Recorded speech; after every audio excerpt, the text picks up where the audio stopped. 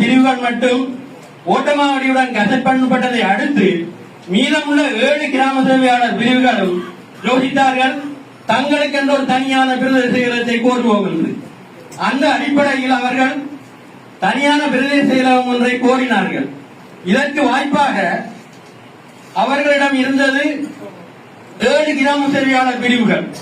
ஓட்டமாவடியில் இருந்து இயங்கிய 9 கிராம சேவையாளர் பிரிவில் தியாவட்டவான் 210 சி என்ற கிராம சேவையாளர் பிரிவை இணைத்துக் கொண்டால் ஜெயந்தியாயர் என்கின்ற 211 பி என்கின்ற கோர்லைப்பற்று வடக்கு வாகரை கிராம சேவையாளர் பிரிவுகளை இணைத்துக் கொள்வதற்கு வசதியாக இருக்கும் என்பதற்காக தியாவட்டவான் கோர்லைப்பற்று மத்தியில் அலுவலகத்தை அமைத்து அதிலிருந்து அந்த 211 பி என்ற பிரதேச செயலகத்தை எடுத்து அதை 2ஆக உடைத்து 211 சென்று ஜான்ஜியார் என்ற இன்னொரு புதிய செயலகத்தை உருவாக்குவதோடு 211 ஜி என்கின்ற மாங்கேணி தெற்கு கிராம சேவையாளர் பிரிவை உடைத்து காரமுனை என்கின்ற 211 ஜி 2 என்கின்ற ஒரு சபையை உருவாக்கி 11 சபைகளாக அமைத்துக் கொள்ளலாம் என்று ஒரு ஆசை கொண்டு 2 சபைகளை பெறுவதற்கு முயற்சி மேற்கொண்டார்கள். அவர்கள் கேட்டது ஒரு சபை, ஒரு பிரதேச செயலகம்.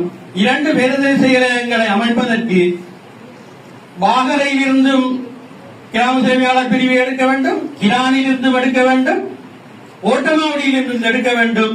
போதாக்குறைக்கு பாலத்தேனை பிரதேச செயலகத்தில் இருந்து வைத்தியசாலை, வங்கிகள், புகையிரத நிலையம் உள்ள பகுதிகளையும் அடையாளப்படுத்தி நில அளவை திணைக்களத்தின் உதவியுடன் இவைகள் ஜீரோ அட்மினிஸ்ட்ரேஷன் என்று வரைபடத்தில் குறிப்பிடுகின்ற அளவுக்கு இந்த நிர்வாகத்தின் ஊழல்கள் சென்றிருக்கின்றன.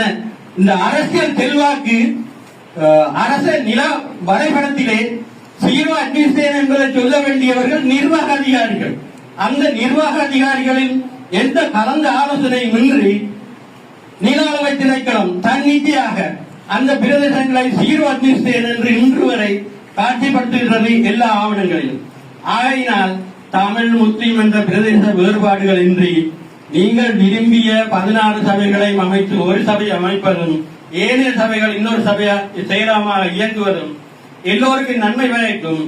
இந்த நிலத்தை பொறுத்தவரையில் மட்டக்களப்பு மாவட்டம் உள்ளாக முஸ்லிம்களுக்கும் தமிழர்களுக்கும் விவசாய நிலங்கள், பயிர் செய்ய நிலங்கள், மாடு வளர்ப்பு, காணி எல்லா சகல நிலங்களும் எல்லாருக்கும் பொதுவானது.